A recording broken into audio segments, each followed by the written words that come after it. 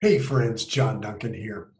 I want to talk about the US China trade war and the stock market.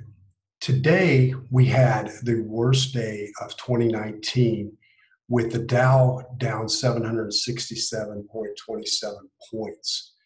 And I've got three quick ideas on what you can do to protect yourself if this is something that you're looking at and trying to find answers. The China and US, this whole mess has been brewing for decades, and now it's reached kind of a boiling point, as you can see. So here are three quick ideas that you may want to consider if this gets any crazier than it is right now. And the first is you could look into, if you think that the market is going to drop significantly, keep dropping down, you could look at uh, buying reverse market ETFs. If you have never heard of those, you can Google it, and you'll find reverse ETFs, and they basically earn as the market goes down. So that would be suggestion to consider, number one. Number two, if you don't already have this, this is a good time to consider putting a stop loss, at least on some of your larger holdings. And a stop loss, basically, there's a few ways to set them up. They're pretty simple. You can go to Investopedia, even online, and look up the term stop loss.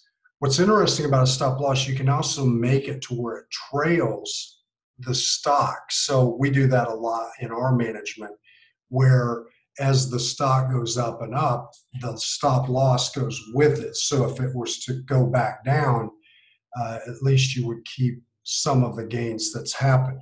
So in these crazy times, especially with rather large holdings, a stop loss might make sense for you.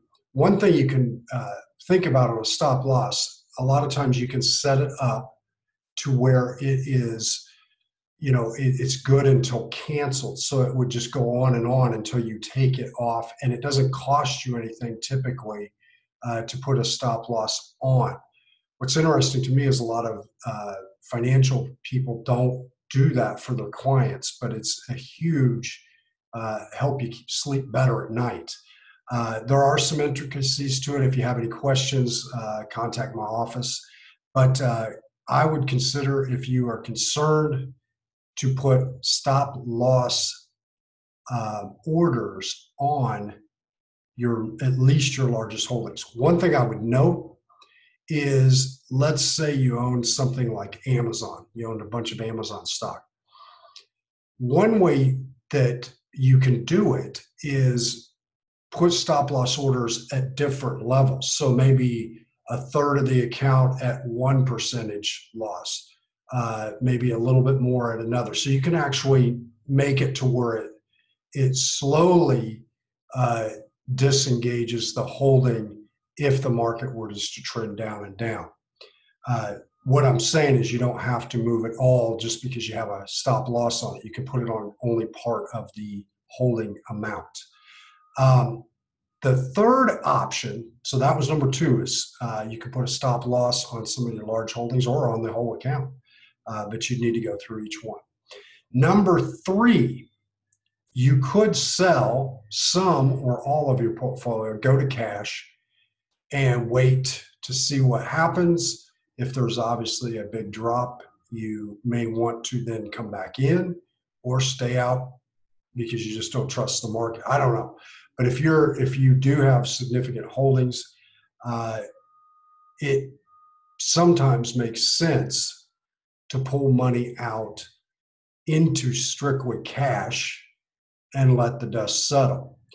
The negative of that is, if in this US-China trade war and the stock market, if everything works itself out by doing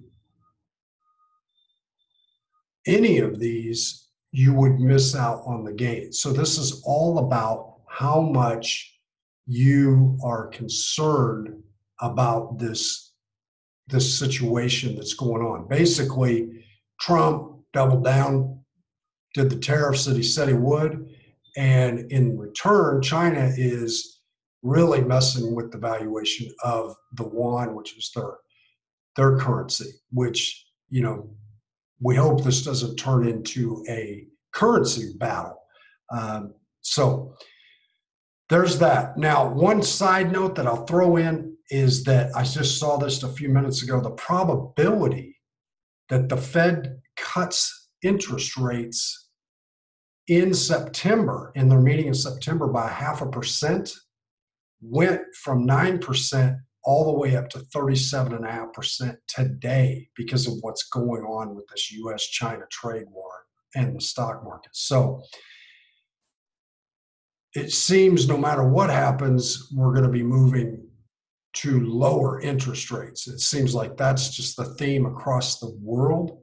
The good news is for debt, like to acquire properties and things like that, and as well as credit card debt and things that are linked to the interest rate, it will be cheaper and cheaper money.